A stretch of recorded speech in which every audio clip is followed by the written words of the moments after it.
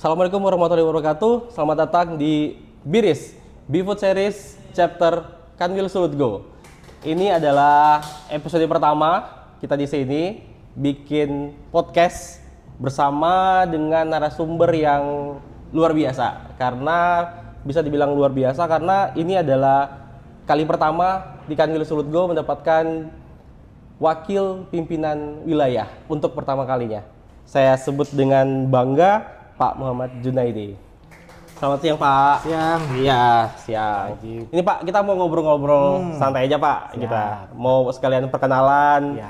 tentang podcast ini dan sekalian perkenalan Bapak sebagai wakil pimpinan wilayah di Kan Will Sulut Go. Oke. Iya. Ini saya riset dikit Pak jadinya. Bapak awal masuk Bulog itu Pak tahun 2011 Pak ya? 2011 kebetulan. Di mana, saya Pak, 2011. jadinya? Saya tes pertama itu lewat Kanwil Sulteng. Sulteng Pak ya? Sulteng Kota Palu, saya tes awal di situ.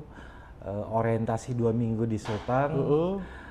Kemudian diklat penempatan awal langsung ke Sulawesi Selatan dan Barat. Oh ya. Parepare. Di sebagai staf GBM Lapade ya Pak ya? Staf gudang. Ya.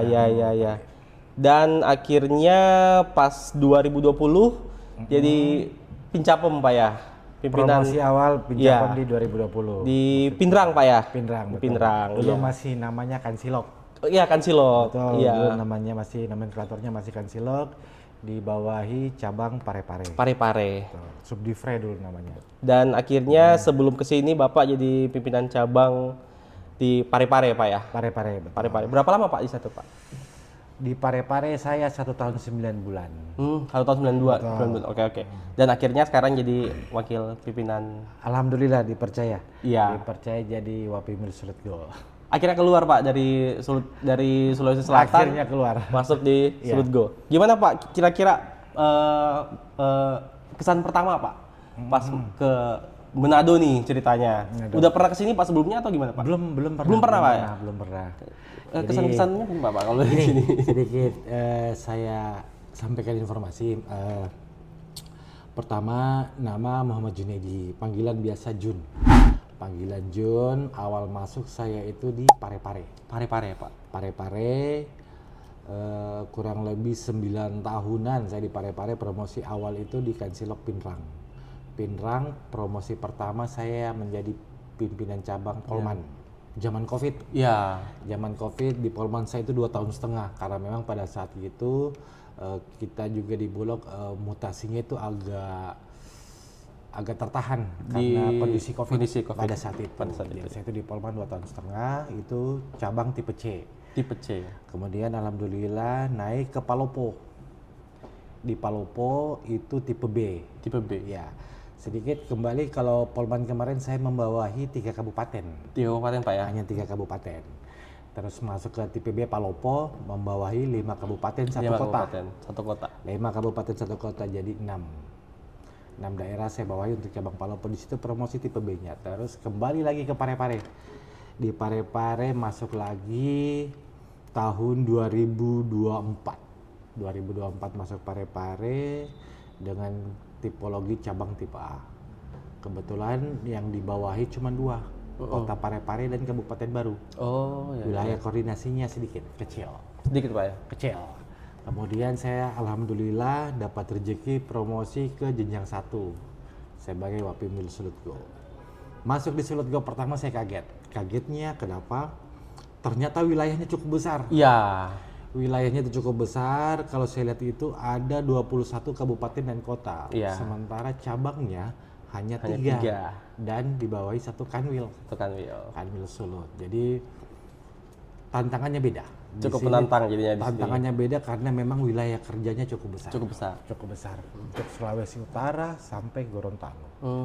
Seperti itu. Jadi kagetnya di awal seperti itu. Kalau di Kota Manadonya sendiri Pak, gimana nih kesannya pertama nih pas nyampe Manado? Kalau Manado sendiri mungkin karena saya basicnya orang Palu ya. Orang Palu, Sulawesi Tengah. Alhamdulillah kalau untuk kultur Manado sendiri saya cepat adaptasinya. Karena hampir mirip Pak ya? Hampir mirip dengan kota saya di Palu, hampir mirip penduduknya juga banyak. Jadi kalau untuk makanan alhamdulillah langsung hampir mirip-mirip, langsung bahasanya cepat juga hampir adaptasi, mirip-mirip. kondisi lingkungan juga, masyarakatnya juga ramah-ramah. Walaupun memang karakter bahasanya itu beda. Beda, Manado itu beda memang karakter bahasanya. Terus di sini juga yang kaget saya di warkop biasa. Itu usia 60-an ke atas itu masih banyak. Masih ada, Pak. Masih banyak, bukan cuma ada, masih banyak itu yang di luar. Ternyata saya lihat-lihat, oh iya memang konsumsi utamanya ikan di sini kayaknya. Iya, ikan, Pak. Seperti itu. Oke, Pak. Saya mau balik lagi ke kantor cabang Parepare, Pak, ini. Ya. Itu kan waktu Bapak jadi 1 tahun 9 bulan, Pak ya? 1 tahun 9 bulan. Sebagai pimpinan cabang. Nah, mungkin di sini sudah berapa lama, Pak? Terus perbandingannya apa, Pak ya? Kalau misalnya untuk pimpinan cabang sama Pak Wakil Pimpinan Wilayah. Ya, jadi seperti yang saya sampaikan tadi, kalau untuk cabang Parepare dia hanya membawahi 1 kabupaten dan 1 kota. Wilayah koordinasinya itu kecil. Cuman memang Parepare operasionalnya yang besar. Operasional pencapaian target, pengadaan, penjualan itu cukup besar. Sementara wilayah koordinasinya kecil. Karena kalau saya hanya memikirkan 1 kabupaten 1 kota. Di posisi Sulutgo, saya membantu Pak Pimwil itu berpikir karena wilayahnya jadi besar dan sangat besar. 21 kabupaten kota. 2 provinsi.